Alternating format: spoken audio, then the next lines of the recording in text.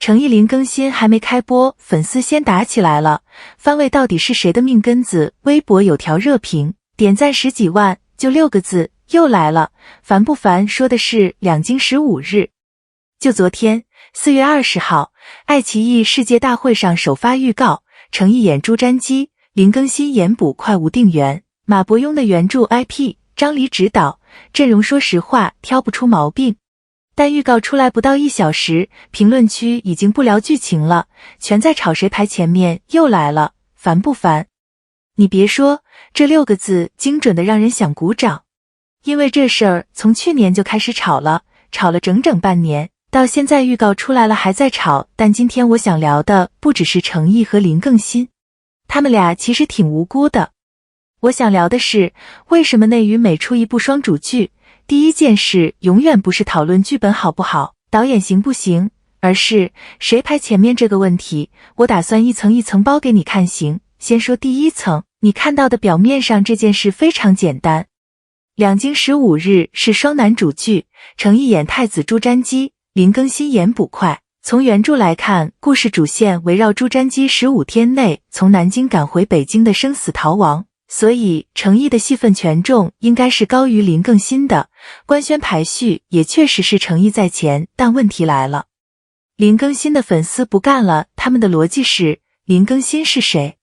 楚乔传、宇文玥、与凤行行止、国民度、路人缘，演技口碑哪样不比程毅强？怎么就成二番了？有粉丝直接说自降咖位，有的更激进，说这是程毅方压翻程毅的粉丝当然也不服。他们觉得，第一，原著主线就是朱瞻基的故事，一番天经地义。第二，程毅这几年古装赛道成绩在那摆着，琉璃、莲花楼都是爆款，凭什么让？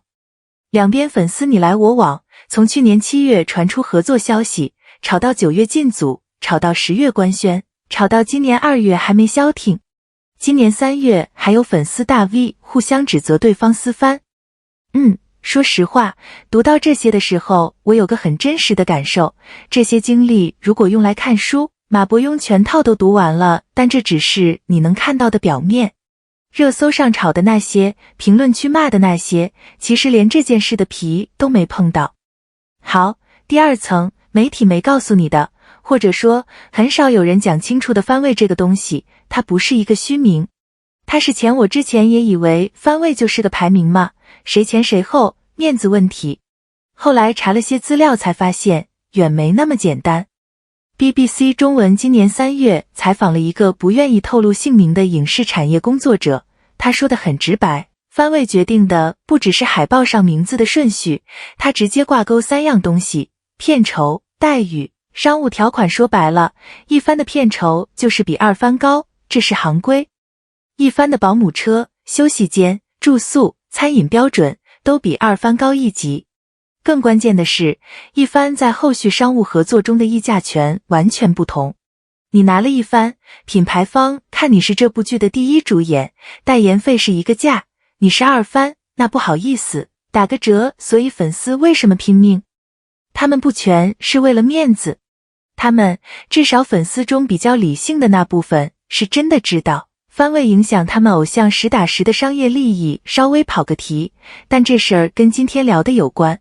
你们知道2019年彭昱畅那件事吗？他和王大陆合作电影《小小的愿望》，拍都拍完了，海报一出来，王大陆排第1位。彭昱畅的工作室直接跟片方解约了。解约啊，不是发个声明抗议一下，是直接撕合同。后来片方道歉，说2位都是男一，承认自己有责任。但你想想，一个排名顺序的问题能闹到解约，这背后的利益的有多大？而且不只是演员端，对制片方来说，番位争议直接增加制作成本。那个 BBC 采访的业内人说了，因为争番，剧组要给不同演员配不同规格的接待，要协调经纪公司之间的要求，还要处理粉丝舆论危机。这些全是成本，所以你看到粉丝在吵，以为是饭圈互撕，其实背后是一整条商业利益链在博弈。粉丝是前线的兵，但发号施令的，我这么说吧，尽量委婉一点，不一定全是粉丝自发的好。到这里你可能觉得，行，番位有商业价值，所以大家争，逻辑说得通，但这还不是真正的问题。第三层，真正的问题是什么？真正的问题是，番位这个东西，它在日本是什么意思？到了中国变成了什么？番位这个词本来就是从日本来的。在日本，一番是什么？是这部剧的核心演员。听起来跟中国一样，对吧？但关键区别在于，日本的一番要对作品的成败负全责。石原里美演高岭之花，收视不好，她当众落泪，说全部责任都在我。这就是日本的番位逻辑，权力和责任对等。你享受一番的资源和牌面，那剧扑了，你要承担，但这个概念到了中国内娱，变味了。番位变成了纯粹的咖位象征，只有权力，没有责任。你看，内娱有哪个一番演员因为剧扑了出来道歉的？别说道歉了，剧还没播，粉丝就在争一番了。争的不是谁来扛这部剧，争的是谁的地位更高，这才是最荒诞的地方。凤凰网今年3月有篇深度文章，把内娱私番史梳理了一遍。从2012年画皮2周迅赵薇双大花私番，到2016年盗墓笔记鹿晗井柏然男主之争，到2017年醉玲珑刘诗诗陈伟霆连男女主都要撕，再到鞠婧祎陈哲远仙剑4，孟子义李云睿从九重子撕到上公主，10年了，越撕越狠，越撕越早。从播出时撕到官宣时撕，从官宣时撕到选角时就开始撕了。而且你知道最讽刺的是什么吗？真正的好演员不争番。吴京在《杀破狼2》里二番，在《流浪地球》里特别出演，在《金刚川》里让张译当一番。有人说是吴京主动让的，因为他觉得张译的角色戏份更重。沈腾在《你好，李焕英》里3番，在《四海》里也是3番，他要争一番，谁敢说不？但他没争，因为不合理。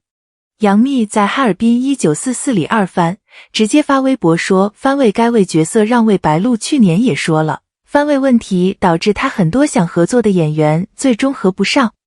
刘宇宁被传只接一番不接戏，他回应说，如果我在意虚名，根本走不到今天这些人说的话，才是行业该有的样子。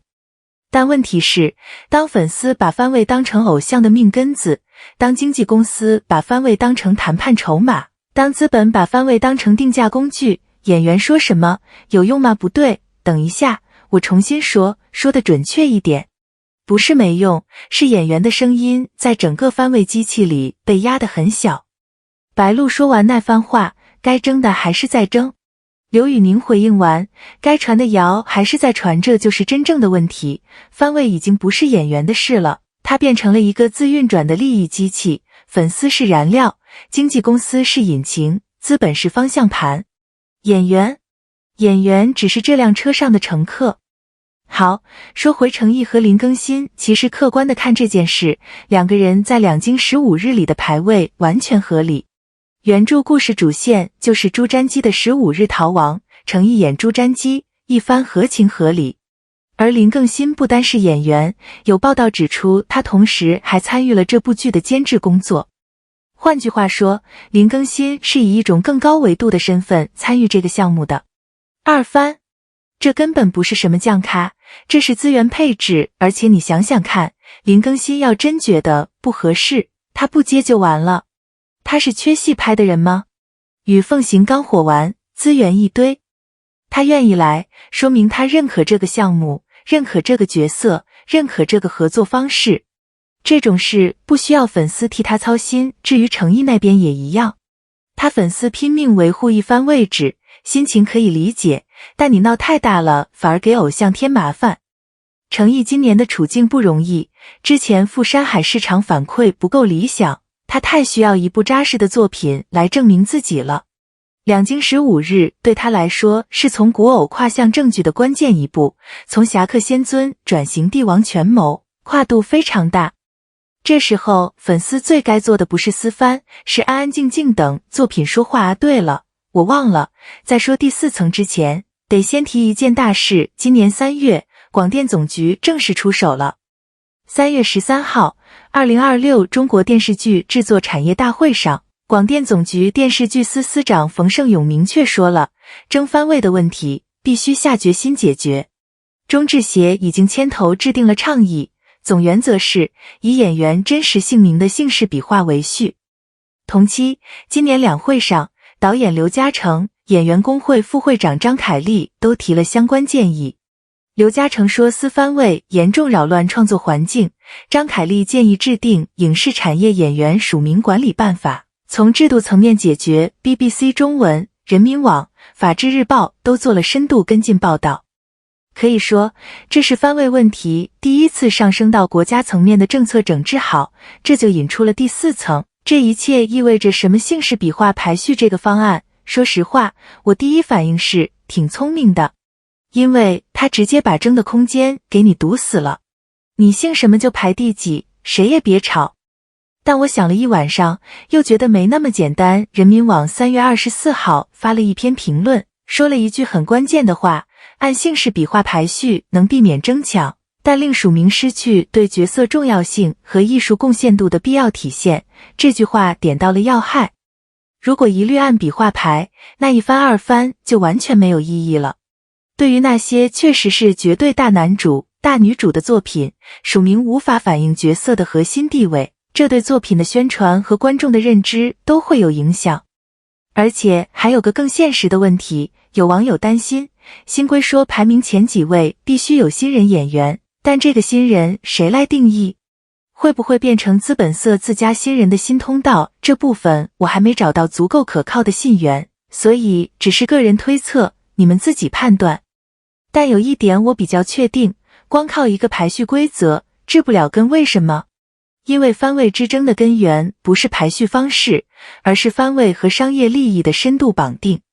只要一番还意味着更高的片酬、更好的待遇、更强的商务议价权，那不管你按笔画排，还是按出场排，还是按星座排，利益博弈不会停，只是换了个战场。以前粉丝争海报上谁的名字在前面，以后可能就争虽然按笔画我家排后面，但戏份更多，所以实际是一番，你信不信？说白了，要真想解决这个问题，得从利益结构上动刀。片酬不按番位定，按角色戏份和市场表现定；待遇不按番位分级，按剧组统一标准执行；商务价值不按番位标签算，按演员个人综合实力算。能做到吗？短期内很难。但广电这次出手，至少把问题摆到了台面上，这一步的意义比具体方案本身更重要。好吧，我知道我扯远了，拉回正题，回到两京15日，昨天那个首发预告我看了3遍。说实话，读到程毅那句我朱瞻基是回京城，擒拿生贼的时候，我愣了好几秒。因为这跟我之前看他在古偶里的状态完全不一样，那种泥浆满脸，眼神里带着很近的感觉，不是雨丝凤，不是李莲花，是一个被逼到绝路的未来帝王。当然，预告片剪得好不代表正片好，这部分我可能说早了，但至少从预告来看，这个方向是对的。而林更新那边，捕快吴定元的角色本身就非常有发挥空间。一个底层捕快卷入皇家阴谋，这种小人物命运感和他在《与凤行》里的仙侠气质完全不同。如果他能找到那个地气，这个角色可能比一番的朱瞻基更让观众记住。你看，好的双男主作品，观众记住的不是谁排第一，而是谁的角色更打动人。无间道，你说刘德华一番还是梁朝伟一番，都是平番。但观众记住的是刘建明和陈永仁这两个角色，不是谁的名字在左边。所以我对程毅和林更新的看法是，这两个人现阶段的资源配置和角色分配是合理的，不存在谁压谁的问题。程毅需要这部戏证明自己能扛证据，林更新需要这部戏拓展角色多样性。两个人目标不同，赛道不同，放在一起是互补，不是竞争。粉丝们与其在评论区打仗，不如把那股子劲儿攒着，等剧播了再打也不迟嘛。说不定到时候发现两个人化学反应爆了，又是一波真香。我个人的判断是这样的：第一，两京15日如果质量过关，番位争议会迅速被作品质量盖过去。所有私番私营的粉丝没有一个靠私番给偶像续过命，最后还是作品说话。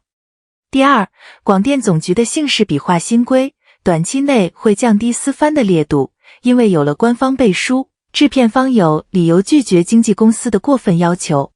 但长期来看，如果番位和商业利益的绑定关系不变，争的形式会变，争的本质不会变。第三，也是我最想说的，我觉得内娱离真正解决番位问题，可能还需要一个文化上的转变，就是让观众、粉丝，甚至演员自己都真正接受一件事：二番不丢人，配角不丢人，你的价值不由排名定义。